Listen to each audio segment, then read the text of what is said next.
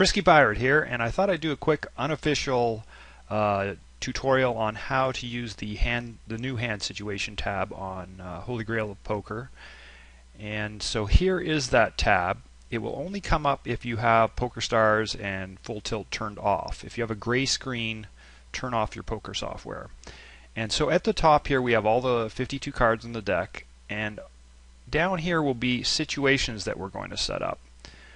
So probably the first thing you should do is set if you're a full ring player or a six max player. And then I have my table that I use all the time. Pick your table that you like to play that you've already set up. I just use 6 random players. And you'll get this, you've modified a hand thing. Usually the easiest thing right now is just to hit save to get rid of this blue warning. We'll change this, but let's just get rid of this warning. So now we have a situation. It's not built yet. But I want you to rename it to button. And so what we want to do now is create a hand situation where we're always the dealer or on the button. So the way we do that is to right click on a name somewhere, anywhere on a name. You don't want to right click on, well, sometimes it works on the cards, but it works better on the name. And then left click, put dealer button here. So this is the seat I'm in, and now I'm going to put the button here, and now I'm going to hit save. Since this one's already saved, it's done. And so now we have a 6 max with our favorite table where every play situation will have us on the button. And now we can do that. I would say do it for every seat is probably the easiest thing. So I would say add a hand. I always hit save first just because it's easier to get the warning. Rename it. Let's rename this one small blind. And so now, oh, it actually did it this time. So I'm actually in the small blind. And so now we have button, small blind. So I'm going to do another hand.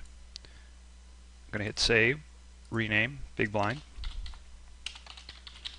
So we're going to have to move the dealer button over. So now I'm in the big blind. And so I have those 3. So I'm going to do it for the 3 more. I'm going to just pause the tape and do it for the remaining 3.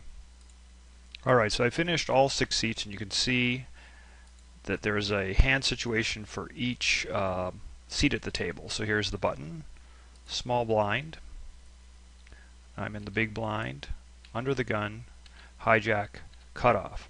And so we've got our 6, our random. If we wanted to play right now, let's say I just wanted to practice using the button right now, I would just pick that, hit play,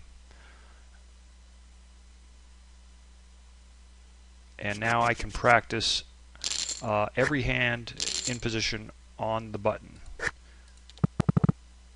And we'll try one more just to... And there I am on the button again.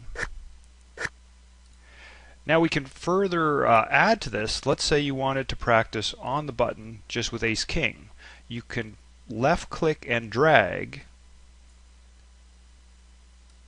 Let's see if I can get this. And now we would have to save, and so you might rename it to button ace king.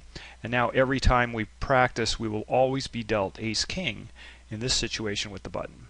We can also add even more pre-played actions to it. Let's say that under the gun is always going to open. So what we would do here is, since here's the first 2 seats, random blind, the next person is going to raise $3. So let's add this. So now the situation is, I'm on the button, I have ace king, but under the gun is always going to open to $3. And I can save. And so now every practice hand will be this. And so we can further add rules to this. We could give them cards. We could say this person calls in case we wanted to practice squeezing. And that's essentially how it goes. So hope this tutorial is helpful, and thank you. Bye-bye.